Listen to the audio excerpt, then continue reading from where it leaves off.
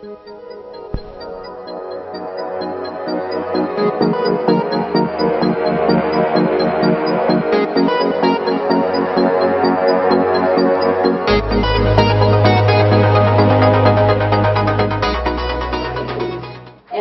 the Kenyans, I also welcome you to join in, and let's celebrate these delegations. They really spend their time and they say, we are going to Kenya. And so, what do you tell them? Karibu. So, Wamama, yes. So, we will have our small friends in Africa and more for Kenya. We want to very hard with the African Kenyans. There we go. We are proud of you.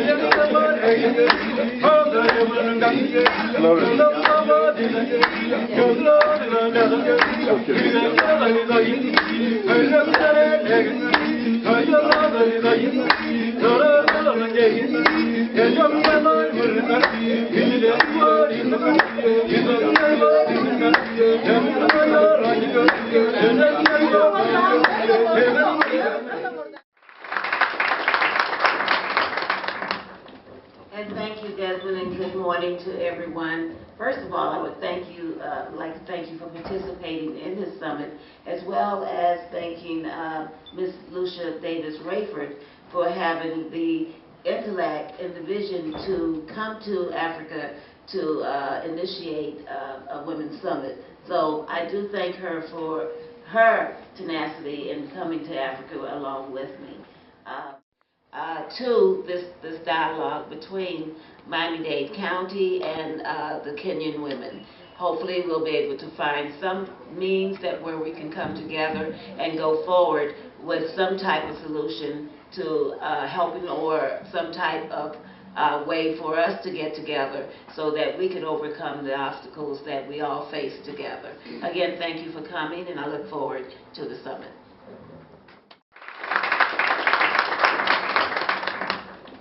And thank you, Desmond, and good morning to everyone. First of all, I would like to thank you for participating in this summit, as well as thanking Ms. Lucia Davis-Rayford for having the intellect and the vision to come to Africa to initiate a women's summit. So I do thank her for her tenacity in coming to Africa along with me.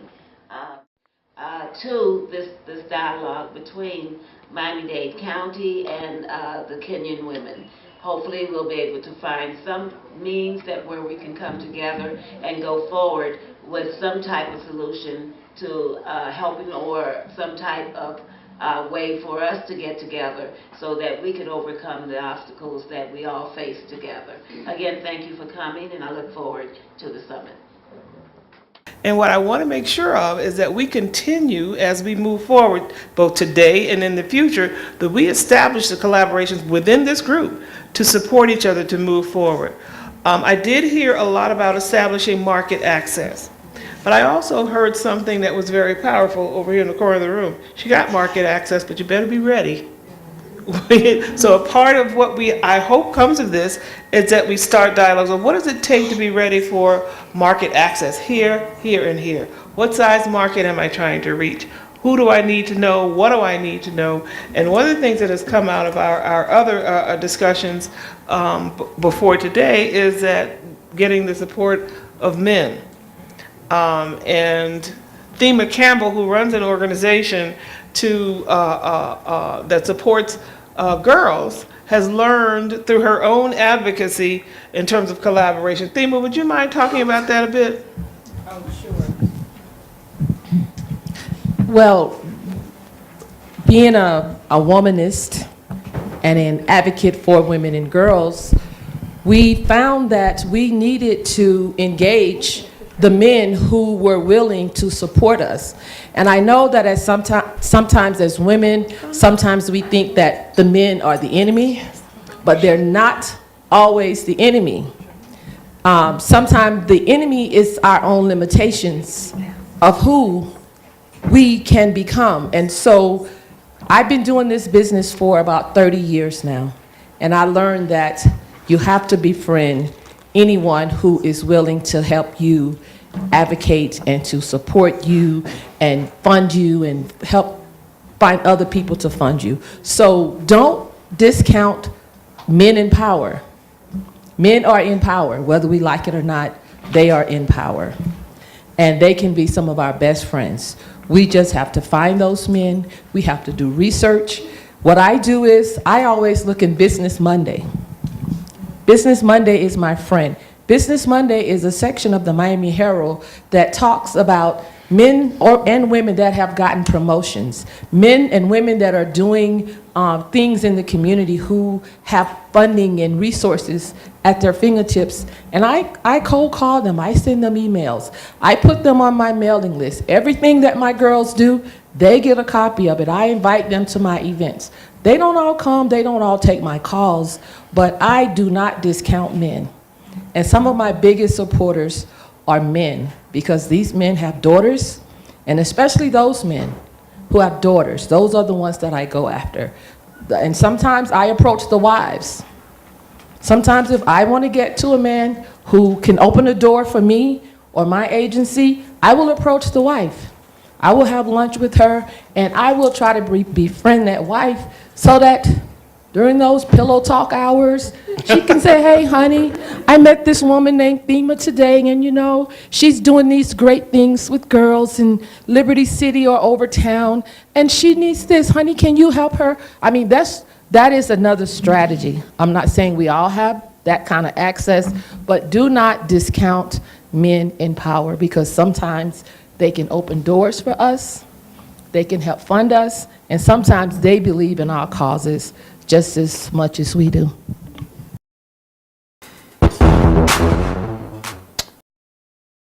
If we got together, we would actually go a lot further.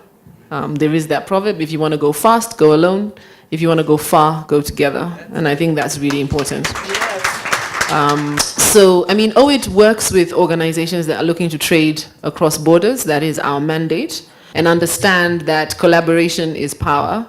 And collaborate so that all those who are doing beads, for example, how can you work together? So what we've done is we've created sectors, and our goal is to create a platform where all these women in their sectors can come together, and within those sectors collaborate on, you know, what can we do together? Where can we go together? Right now, the manufacturing and energy sector, working with Clara, have put together all their profiles, and they are going and showcasing their profiles as a group and looking for opportunities as a group. And I think for me, that really is the way we need to go forward.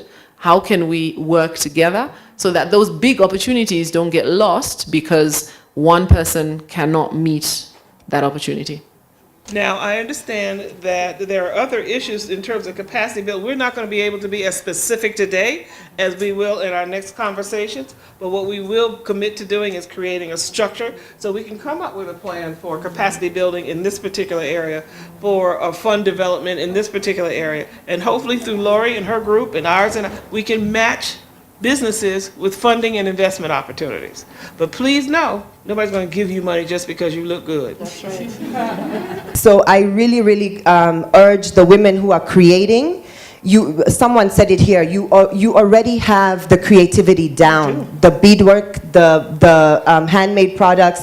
You should see the reactions we get. I cannot walk into a room without someone stopping me. Oh my God, where's your jewelry from? But I really want the women to come together, add value to your products, work together to get a more uniform pricing, the production, so that you win the market, you as the creators. And we eliminate some of the middlemen who are just selling just because this is a popular product. That was your point. I can just tell you also.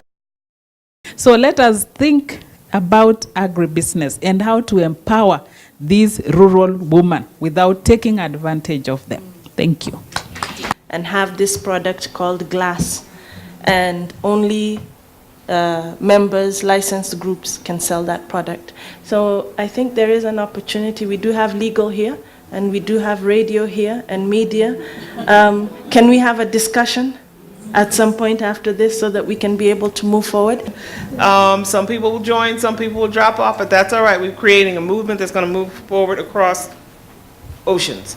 And I want to add that at the end of this, the most important piece that we will do is get to know each other. And the most important piece we will get to do is to learn, because you know, it happens by fits and starts. One of our favorite saying is democracy is messy. It is messy, you know, and so we have to get a little messy sometimes to learn how to find our way, how we can collaborate, which groups need to work together.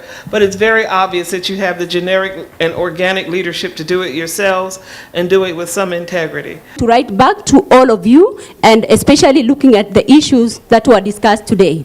So thank you very much.